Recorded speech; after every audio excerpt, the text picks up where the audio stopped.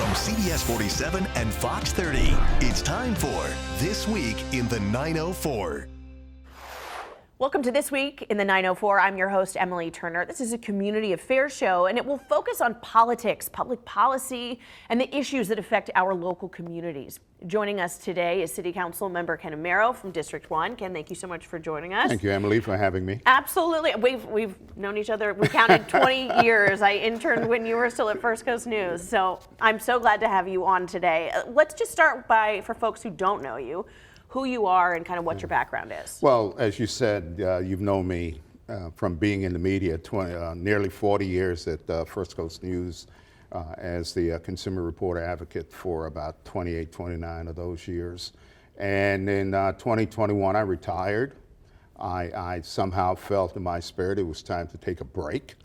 You know, as much as I love what I was doing, it was time to take a break, and I took a break.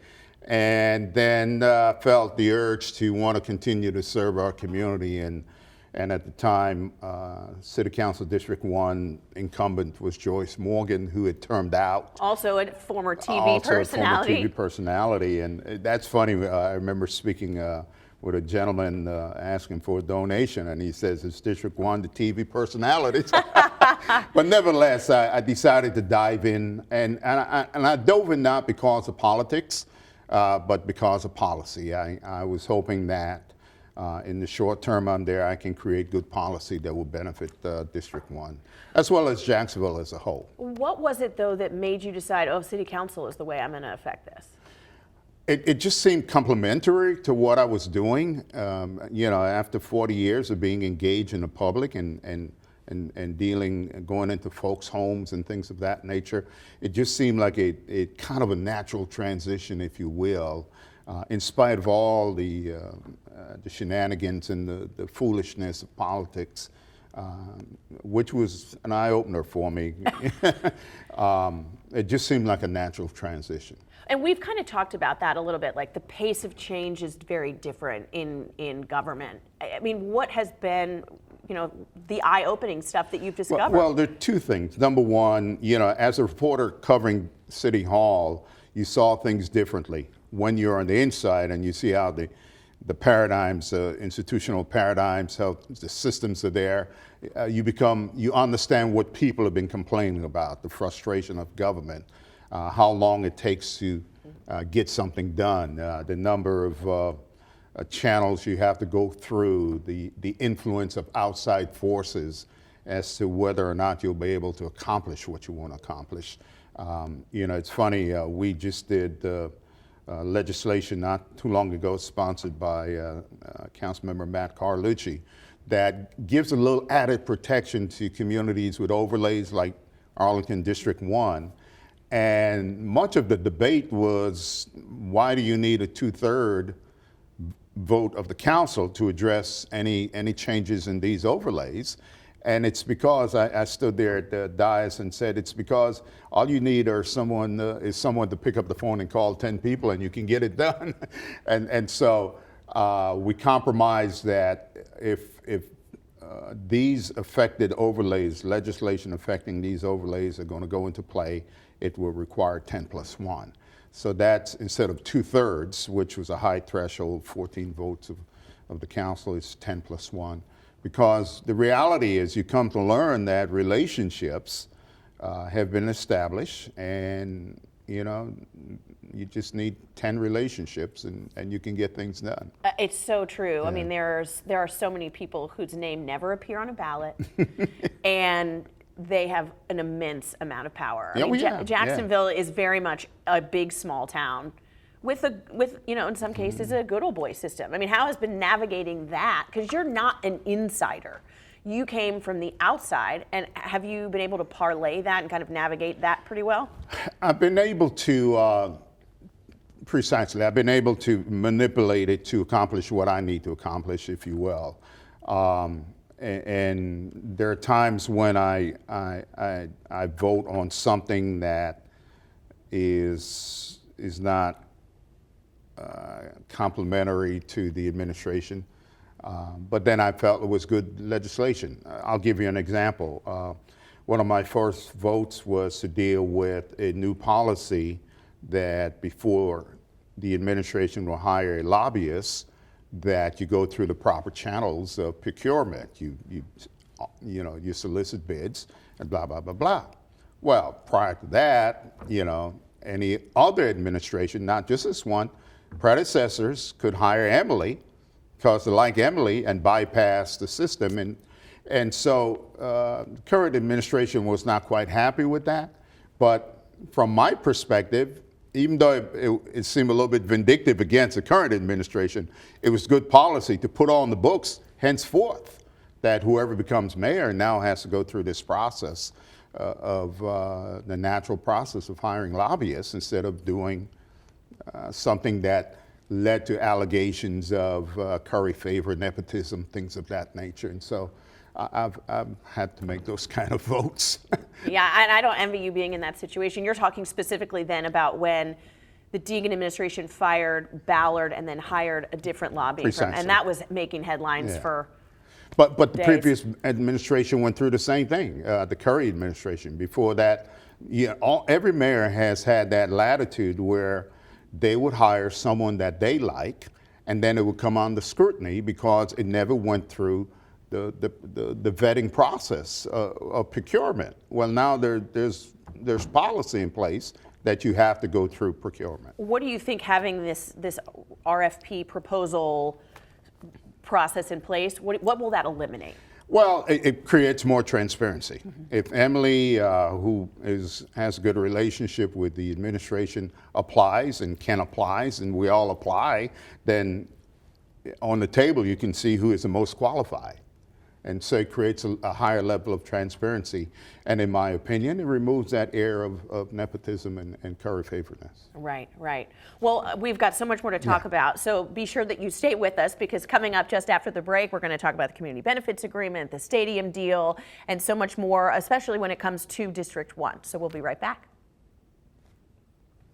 From CBS 47 and Fox 30, you're watching This Week in the 904. Thanks for joining us on This Week in the 904. We are joined by Ken Amaro, a council member from District 1. And one of the committees that you were on, a special committee you were on, was for this community benefit agreement, the CBA, for the stadium deal. And for folks who don't understand kind of what is that, how does that work with the stadium deal, and then what's your take on it? Well, if the city was going to make that significant investment into the stadium, which, by the way, the city owns the stadium, there's, there's debate that we shouldn't spend the money on the stadium.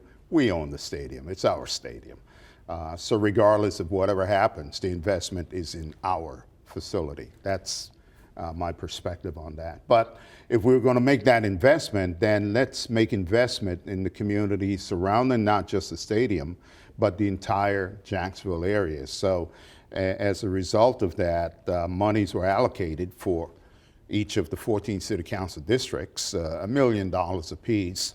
And this is beyond a couple of $100,000 that they may receive every year, and beyond the capital improvement projects that are usually laid out for 5 years for each of these districts. So this is money that can be used to enhance the districts, which, the old cliche, when the tides rise, all the boats go up. And so hopefully with the enhancement at the stadium, communities will increase as well.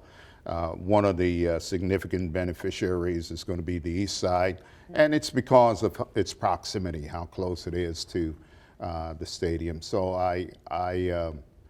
I felt that in order to, for me to support the stadium, we would have to execute the community benefits agreement. What was this was a fight. I feel like, what was the big deal over arguing over this? Well, I think it was political in nature, to be honest, that, I remember one of my colleagues, and who shall remain nameless, said something like, the mayor and her team worked out a very pragmatic deal to be able to renovate the stadium.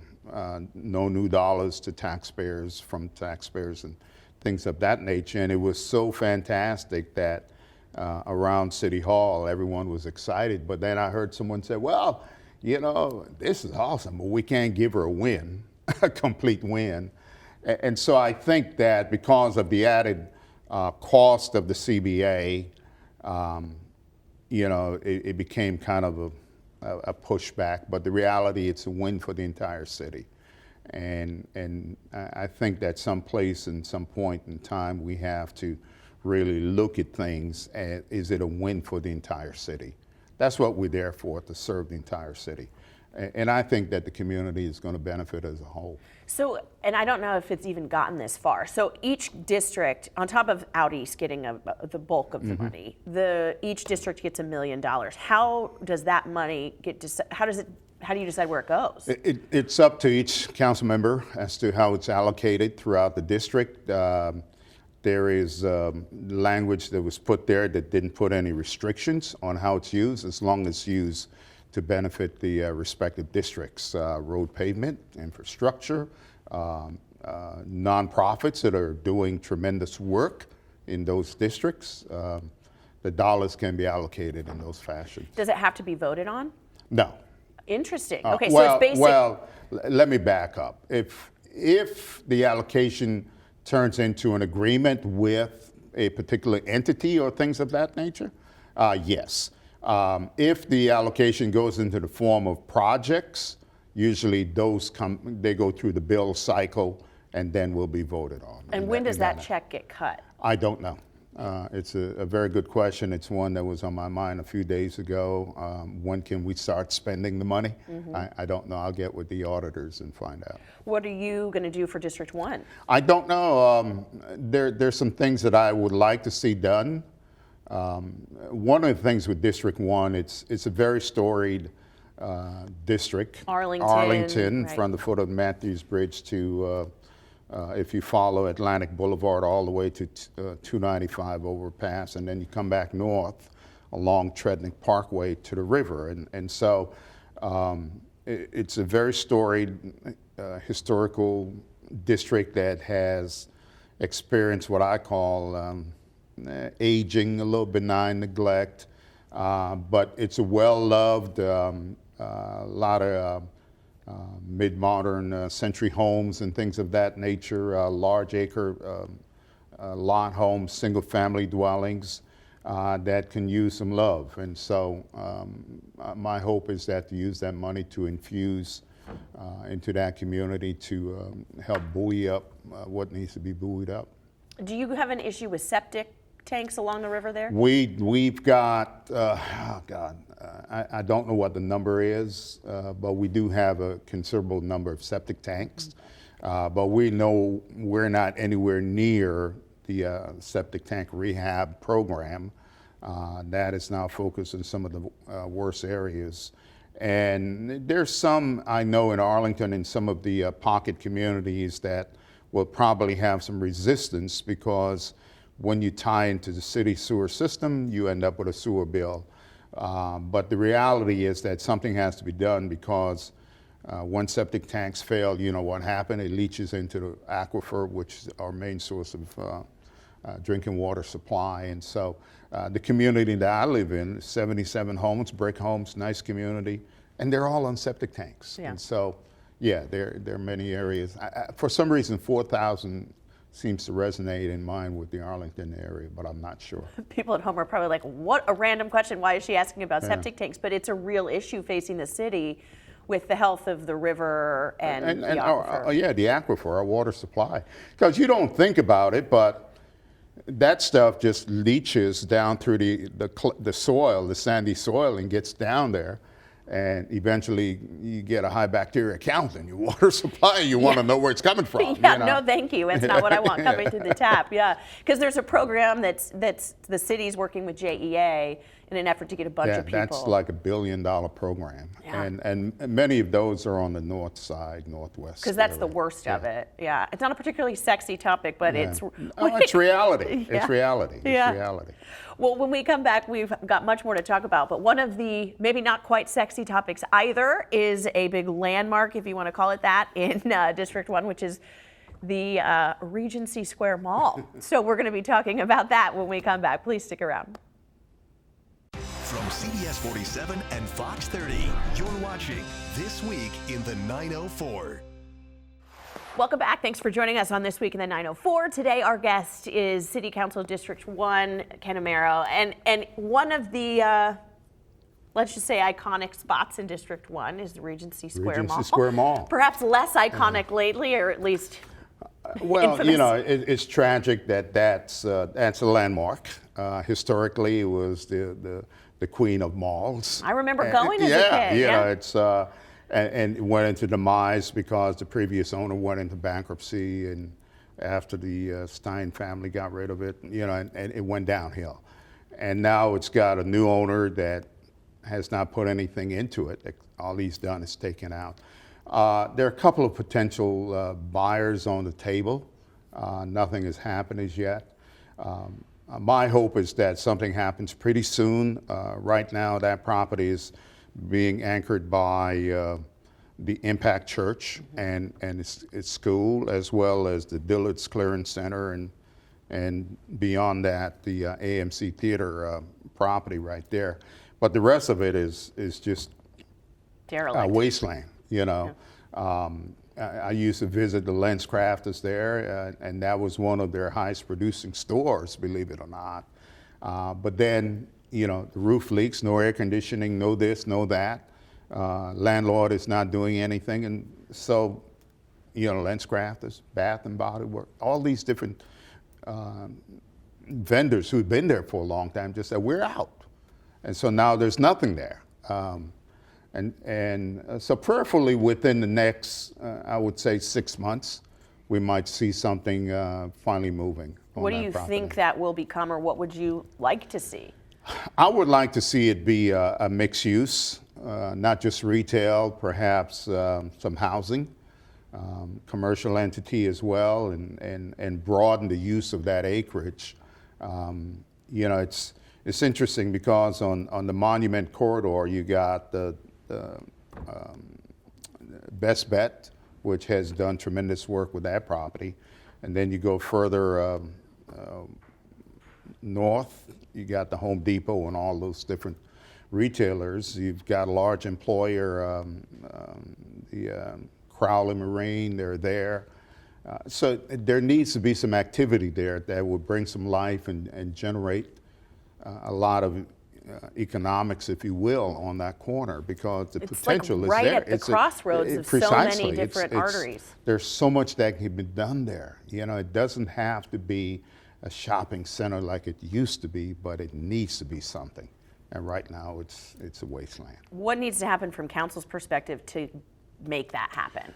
Well, from my perspective, I'm ready to support something that's viable. I'm ready to support something that's going to generate jobs. I'm ready to support something that if I have to go to the Office of Economic Development and say, listen, we need some tax incentives to bring these folks in, I'm ready to go, you know, and argue for that. I'm ready to go to the Office of General Counsel and say all the $1 million penalties that are now levied against the current landlord, can we forgive them so that these guys can come in and get things done? Because the investor doesn't want to pick up $1 million tab that he has nothing to do with. And so I'm ready to do all those things just to get it going. Well, and it's interesting because everybody's fallen all over themselves to do just that for the Laura Street Trio. Precisely. Yeah. Why would you not do that for Regency Square Mall? Well, there's precedent. So it's not unusual that if a prior property owner has incurred a considerable amount of penalties for code violations and things of that nature, that if Emily or anyone else wants to come and invest, that you can actually put those into forbearance and actually, so Emily doesn't have to incur that debt load. So that there's precedence for that. Well, we'll see what happens in the next 6 months for that. Also on the docket. I'm highly optimistic. I'll keep my fingers crossed too. Also, you know, staring down council is garbage fees. Yes. That potentially, you know, every homeowner could be paying more. What's your thought on this? Since 2010, the fee has been $12 and change per household. Since 2010. Here we are 14, 15 years later, and the costs surrounding the service has gone up. Just about even Baker County pays $300 a year Baker County, not Baker County, Baldwin, $300 a year. Jacksonville is still $150 a year. So there has to be some adjustment somewhere, because right now services are being augmented by a loan from the general fund, because services are not considered essential and therefore they're not part of general fund. So we're borrowing money from the general fund to pay for services, and that loan is now approximately 90, 100 million. So if we don't do something about the fees, then that loan is going to get out of reach. Well, I mean, it hasn't changed since 2010. Why hasn't something been done on this before? I was asking this question of the previous administration like 3 years ago when they cut recycling. Well, it's politics in plain English. No one wants to man up and take the courage and say that we have to increase the fees to be, the fees of everything have gone up. I mean, fees of gas, fees of this, fees of that. Just in our daily lives, we're paying more. And so this is one of those things, and I get it. It's government, and you're not, you don't want to be too intrusive or too heavy on the constituency. But I believe that people are willing to pay it because when they put their trash on the curb, they want it gone. I don't care where it goes. Just get it out of here, How do you, so then what happens though, is it every time there's the cost of a CDL and, everybody's contract keeps going up, do you just end up paying more and more and more every year? Well, that's why we have contracts, and it's funny you should say that. We just had the big blow up with the Meridian Waste. Meridian Waste negotiated their contract, and they've got 3 years left on their contract, but they're at an interval where they can get a rate increase. And they went and negotiated with the rate review committee the rate increase. They're not happy. So they said, well, let's go to City Council and ask City Council for more money. In the process of doing that, their argument, I remember from the dais, I said, what are we going to get for $4 million more, which is what you're asking for. And then they went through a laundry list of driver retention. We're paying less for CDL drivers than the competitor is, so we can't keep them. So they go down the laundry list, and my question was, why wasn't that introduced during the rate review process? Well, I never got a clear explanation. And from the Neighborhoods Committee, which I'm a member of, we asked them to go back and bring that to the table, but both parties didn't want to go over it again. So it came to City Council for a vote, and we voted to give them the increase. How did you vote? I voted yes. They made a plausible argument for the increase. The reality is that they presented what I call a plausible argument for an increase, and my colleagues and I agreed. And now it's become a big blow up. We'll have to see where it goes. Yeah. Well, Ken, thank you so much for your time. Thank you for having me. Yeah. It's been a pleasure. I think the program is fantastic. It gives the community an opportunity to connect and hear what's going on. Well, that is high praise coming for you. I appreciate it. Well, thank you so much. And thank you for joining us on This Week in the 904. We will be back next week with another show. In the meantime, enjoy the rest of your Sunday. Thanks for watching This Week in the 904.